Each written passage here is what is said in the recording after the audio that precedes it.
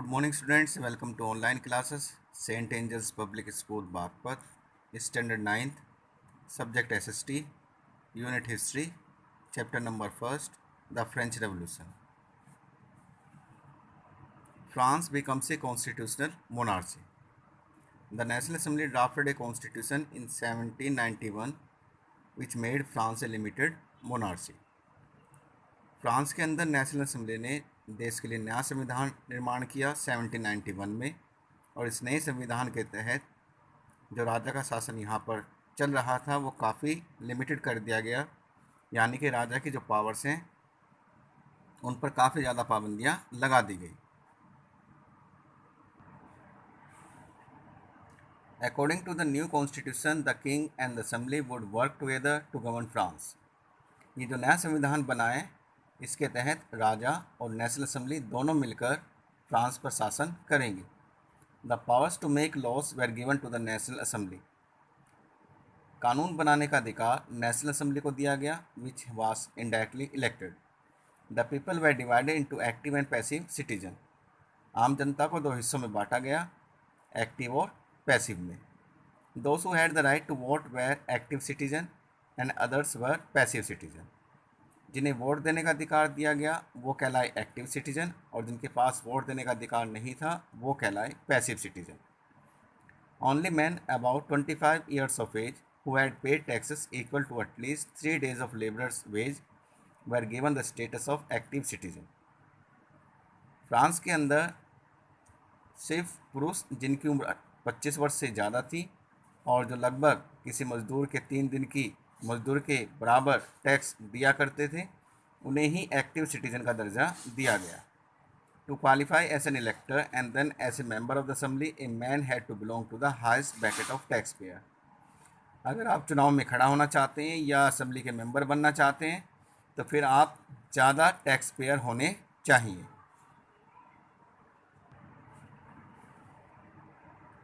France became a republic. Though France became a republic in 1791, but the situation continued to be tense during the following year. हालांकि France एक Republic गणतंत्र देश बन चुका था 1791 में, लेकिन यहाँ पर जो स्थिति हैं वो और ज़्यादा टेंस होती जा रही थी। Although Louis 16 had sign the constitution, Louis 16 ने संविधान पर साइन कर दिए थे। He entered into secret negotiation with the king of Persia. Sign करने के बावजूद भी लुई 16 ने पर्सिया के राजा के साथ एक गुप्त समझौता कर लिया। At the main aim of the revolution was to limit the power of the monarch so the ruler of other neighbouring countries to were worried by the development in France. जो आंदोलन फ्रांस में हुआ उसका मुख्य उद्देश्य राजा की जो powers हैं उन पर पाबंदियां लगाना था। इसलिए आसपास के जो पड़ोसी देश थे वहाँ पर जो राजा हैं वो भी डरे हुए थे फ्रांस में जो कुछ हो रहा था उन बातों से।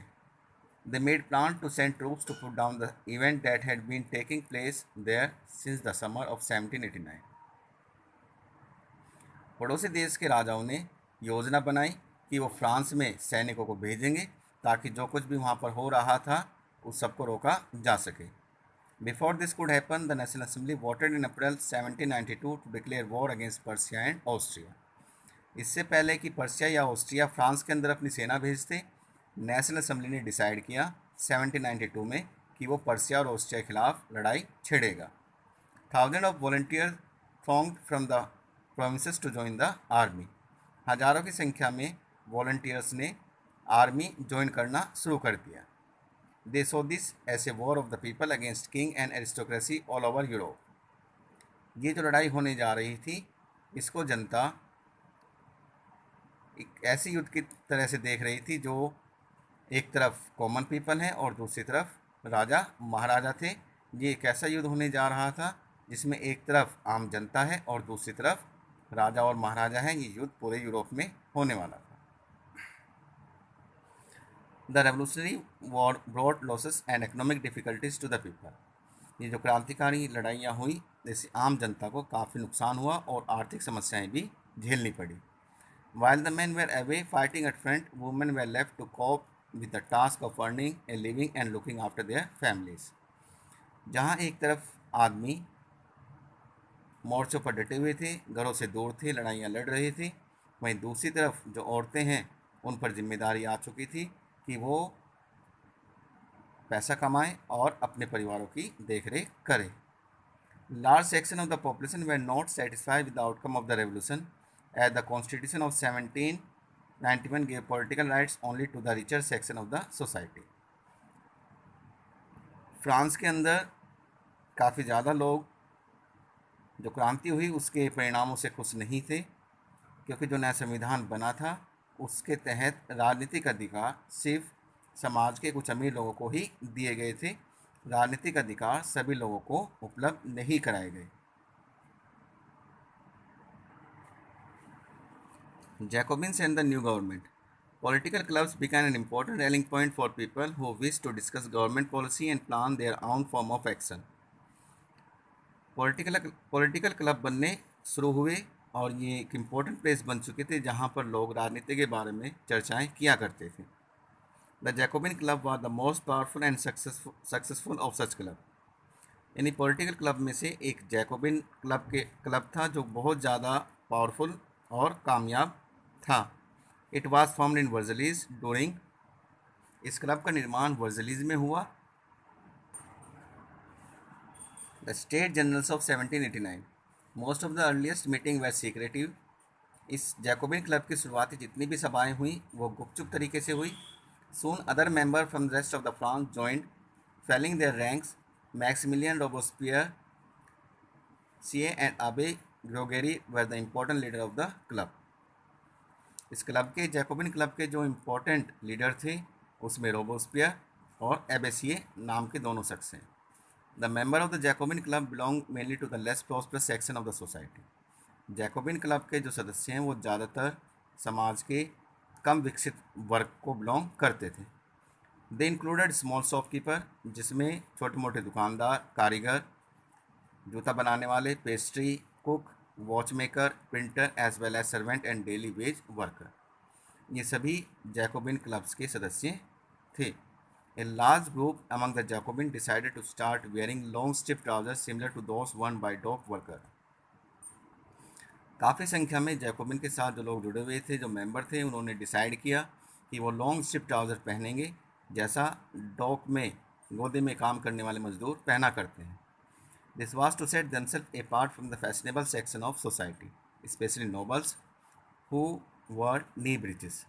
ऐसा इसलिए किया गया ताकि वो अपने आप को समाज का जो फैशनेबल वर्ग था उससे अलग दिखा सके, ख़ास तौर से नोबल जो नी ब्रीचेस पहना करते थे।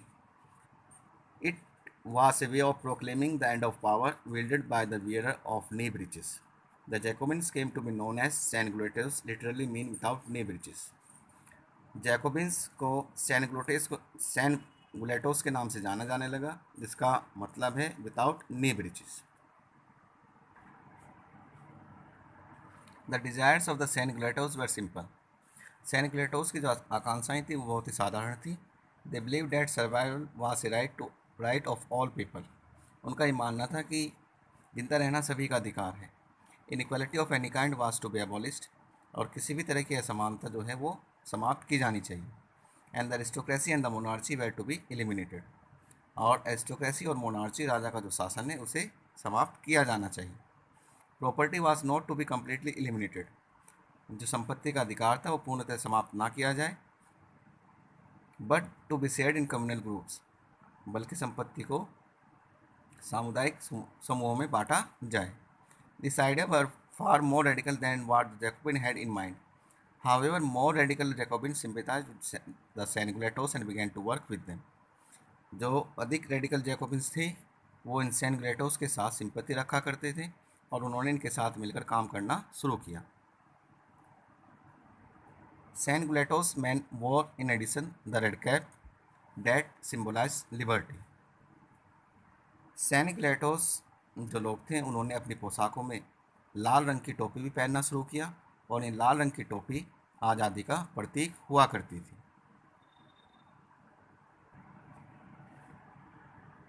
In the summer of 1792, the Jacobins planned an insurrection with the help of large number of Persians who were angered by the short supply and high prices of food.